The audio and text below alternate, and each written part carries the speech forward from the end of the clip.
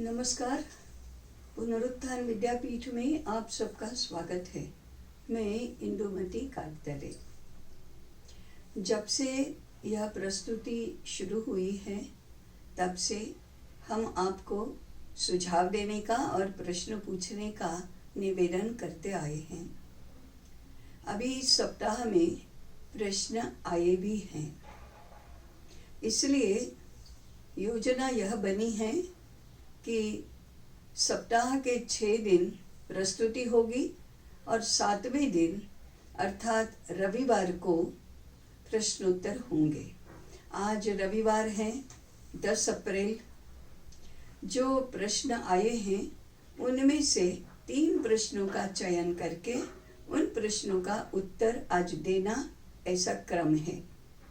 विद्यापीठ का एक कार्यकर्ता यशराज दुबे प्रश्न पूछेगा और हम उसके उत्तर पर बात करेंगे। यशराज। नमस्ते ताई। आए गुरुकुल शुरू करें का हमारा जो वीडियो था, इस पर इंदिरा रुहेला जी जो मेरठ से हैं, वे पूछती हैं कि गुरुकुल से बाहर आकर बच्चा क्या क्या कर सकता है, अर्थात उसके जीविकोपार्जन के क्या क्या साधन हो सकते हैं। गुरुकुल में पढ़ाना तो सबको अच्छा लगता है, परंतु चिंता अर्थोपार्जन की रहती है। सीधा तर्क है, सीधा विचार है। गुरुकुल में इस प्रकार की शिक्षा दी जानी चाहिए कि अर्थार्जन के लिए अथवा जीविकोपार्जन के लिए उसके लिए 2-4 मार्ग तो संभव बनने चाहिए। होना तो यह चाहिए कि जो करना चाहे वो वह कर सकता है, परंतु फिर भी कुछ विशेष करना है तो विभिन्न विषयों के विभिन्न कार्यकलापों के माध्यम से जीविकोपार्जन के लिए उसे योग्य बनाने की शिक्षा गुरुकुल में दी जानी चाहिए। ऐसी ही गुरुकुल की योजना बननी चाहिए और बनेगी भी। दूसरा प्रश्न इसी पंक्ति में सुदीप भागवत जी जो कि कलकत्ता से हैं, वे पूछते हैं कि जैसा आपने कहा कि गुरुकुल शुरू करने के लिए योग्य शिक्षक चाहिए, तो मेरा यह प्रश्न है कि ऐसे योग्य शिक्षक आएंगे कहाँ से। सुदीप जी हमारे परिचित हैं, पुनरुत्थान से जुड़े हुए हैं। वे स्वयं तो इंजीनियर हैं और मार्केटिंग में कार्यरत हैं, तथापि उन्हें शिक्षा में और भारतीयता में रुचि है, इसलिए उन्होंने यह प्रश्न पूछा है। बात ठीक है, गुरुकुल की चाह सबके मन में है, परंतु गुरुकुल चलाने योग्य शिक्षक मिलना बहुत कठिन है। आज भी यह कठिन है। इसलिए मुझे ऐसा लगता है कि जो भी गुरुकुल के प्रति प्रेम रखते हैं उन सब ने सबसे पहले तो परमात्मा को प्रार्थना करनी चाहिए कि ऐसे युवक, ऐसे प्रौढ़ गुरुकुल चलाने के लिए आगे आए। दूसरा, ऐसे तरुणों को या प्रौढ़ों को आवाहन करना चाहिए कि आप ज्ञान के माध्यम से राष्ट्र की सेवा करने के लिए आगे आए। जिन्होंने शिक्षा क्षेत्र में कार्य किया है, ऐसे वानप्रस्थ लोगों को भी निवेदन करना चाहिए कि आप भारतीय शिक्षा की प्रतिष्ठा के लिए वानप्रस्थाश्रम का समय दें और आपके वानप्रस्थ को सार्थक करें। इस शिक्षकों के संबंध में आज के संदर्भ में नहीं सोचना चाहिए। वहाँ तो शिक्षक नौकरी करते हैं और नियोजित ऐसा पाठ्यक्रम पढ़ाते हैं। भारतीय शिक्षा देने वाले गुरुकुल में शिक्षकों की योग्यता अलग प्रकार से निर्धारित भी होती है और योग्य शिक्षकों के लिए प्रयास भी अलग पद्धति से होता है। इस विषय की चर्चा हम अपने अध्यायों में भी और करने वाले हैं। गुरुकुल के विषय में ही ताई जी अगला प्रश्न है रेवती डागा जी का, जो मुंबई से हैं और पुनरुत्थान के कार्य में रुचि भी लेती हैं। वे पूछती हैं कि इंदुमती जी, मैं जानती हूँ कि अभी तक आपने इस विषय पर चर्चा नहीं की, परंतु अपनी उत्सुकता के कारण मैं यह पूछना चाहती हूँ कि पहले गुरुकुलों में शिक्षा निःशुल्क होती थी, परंतु आज के समय में यह कैसे संभव है? बहुत अच्छा प्रश्न है और महत्वपूर्ण प्रश्न भी है, और सबकी चिंता का और सरोकार का यह विषय है। शिक्षा अर्थनिरपेक्ष होनी चाहिए, यह भारतीय शिक्षा का सिद्धांत है। पढ़ने के लिए किसी को पैसे नहीं देने पड़ने चाहिए, यह भी भारतीय शिक्षा का ही सिद्धांत है। भारत की परंपरा भी ऐसी रही है। आज के जमाने में भी इस सिद्धांत को तो लागू करना ही चाहिए। इसलिए जरा विस्तार से विचार करना चाहिए, योजना बनानी चाहिए, और शिक्षक का योगक्षेम सुरक्षित रखते हुए भी शिक्षा को निःशुल्क रखने की व्यवस्था आग्रह पूर्वक करनी चाहिए। हम आने वाले अध्यायों में, जैसा कि आपने अपेक्षा की है, हम इस विषय पर चर्चा करने वाले हैं। अभी इतना ही। ज्ञान सागर से, जो हमारे ज्ञान सागर महाप्रकल्प के जो हमने वीडियो बनाए थे, उसके विषय में अगला प्रश्न श्लोक दीक्षित जी जो कानपुर से हैं, वे पूछते हैं कि वीडियो के डिस्क्रिप्शन में ग्रंथों की सूची जो हमने दी थी, उसमें ऐसा लिखा है कि सभी ग्रंथ हिंदी भाषा में होंगे। तो उनका प्रश्न है, फिर वे लोग जो हिंदी भाषी नहीं हैं, उन्हें इसका लाभ कैसे मिलेगा? अभी आपने जैसे सुना, 3 प्रश्न आए गुरुकुल शुरू करे इस विषय के थे। अब आगे जो 3 प्रश्नों का चयन हुआ है, वे ज्ञान सागर महाप्रकल्प को लेकर हैं। ज्ञान सागर के 1051 ग्रंथ हिंदी भाषा में बन रहे हैं। इसका महत्वपूर्ण कारण यह है कि हिंदी राष्ट्रभाषा है और संपर्क भाषा भी है।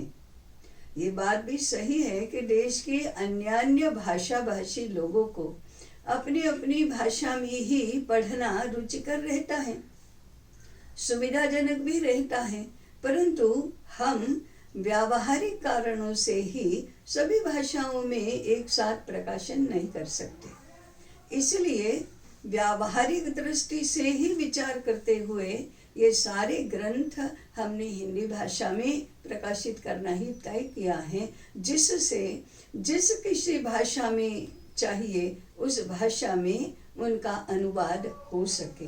भविष्य में और लोग भी आगे आएंगे जो अपनी भाषा में इनका अनुवाद कर लेंगे। पुनरुत्थान विद्यापीठ भी इसके लिए सहयोग करेगा और मार्गदर्शन भी करेगा। अतः भविष्य में ये योजना संभव होगी। इसी पंक्ति में अनिल दुबे जी भोपाल से, वे पूछते हैं कि ज्ञान सागर की ग्रंथ सूची देखी, 30 विषयों पर अलग अलग शीर्षकों के ग्रंथ हैं। इन शीर्षकों के निर्धारण की प्रक्रिया क्या रही? हमें बहुत अच्छा लगा ऐसा प्रश्न पूछा। वास्तव में ये सरल काम तो नहीं था, इसलिए ये लंबी प्रक्रिया चली। जैसे ही विद्यापीठ की आचार्य परिषद में यह निर्णय हुआ कि हम ऐसे ग्रंथ बनाएंगे, तब से इन विषयों की सूची बनाने का प्रारंभ हुआ। साधारण 10 लोगों की तो पहली टीम बनी, जिन्होंने मिलकर अपनी अपनी कल्पना के अनुसार, अपनी अपनी बुद्धि के अनुसार शीर्षक बनाना शुरू किया। और भी 10-15 लोग जुड़े जो विद्वान थे, विचार के क्षेत्र में कार्य करते थे, अनुसंधान भी करते थे। उनके समक्ष ये सूची रखी गई, तो उन्होंने भी इसमें अपने अपने ज्ञान के अनुसार, चारों ओर के जीवन में के अनुभव के अनुसार इस सूची को बढ़ाया। और इस प्रकार से 2-2.5 महीने में तो प्रस्तावित विषय सूची तैयार हुई। उसके बाद लेखकों के साथ इसकी चर्चा शुरू हुई। अन्य जो भी विद्वान मिलते थे उनके सामने भी ये प्रस्तावित सूची रखी जाती थी। कुछ लोगों को हमने ये प्रस्तावित विषय सूची भेजी भी, उन लोगों का भी उसमें सहयोग मिला, उनका भी योगदान रहा और ये विषय सूची बदलती भी गई। उसके बाद महत्वपूर्ण कार्य शुरू हुआ इन ग्रंथों के लेखकों का। तो लेखन कौन करेगा, इसमें हमारी खोज प्रारंभ हुई। तब लेखकों के साथ विषयों की चर्चा करते करते कुछ विषय बदलते भी गए। साधारण 1-1.5 वर्ष तक ये बदलने की प्रक्रिया भी शुरू हुई। उदाहरण के लिए भारतीय ज्ञान पाठावली का संपूर्ण विभाग 1 वर्ष पहले इसमें जुड़ा। आलेख ग्रंथों का साधारण 1.5 वर्ष पहले इसमें जुड़ा।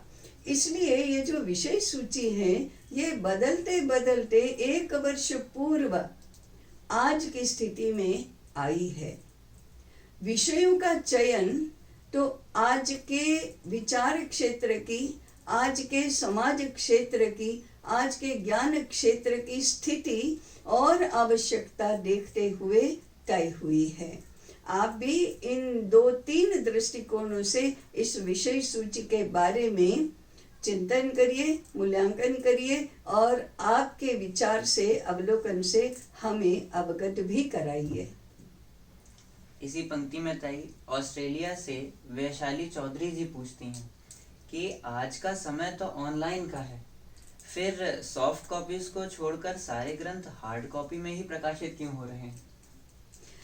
यह प्रश्न हमें अनेक लोगों ने पूछा है।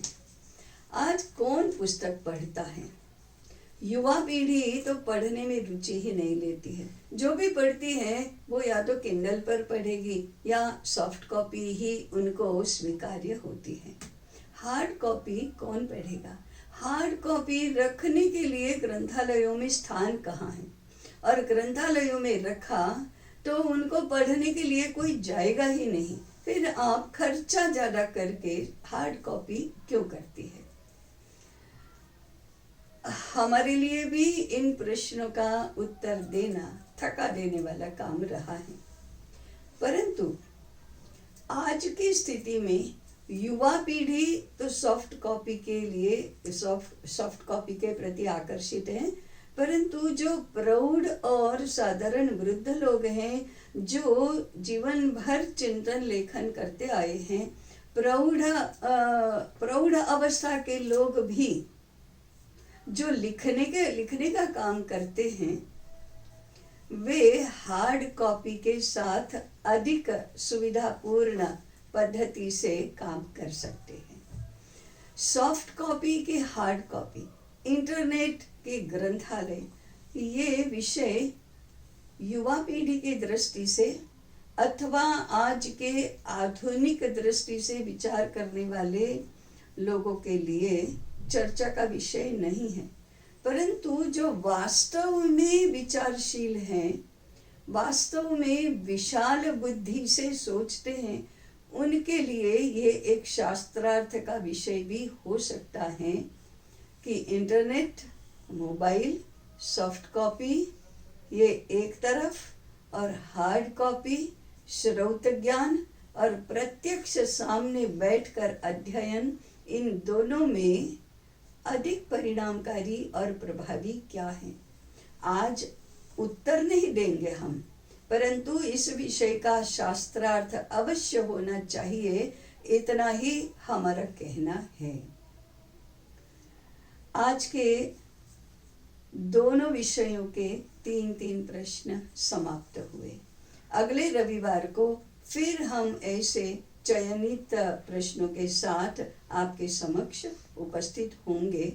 तब तक जुड़े रहें, चिंतन करें, सुझाव दें, प्रश्न पूछें और इस सहचिंतन की यात्रा को यशस्वी बनाने में अपना मूल्यवान योगदान दें।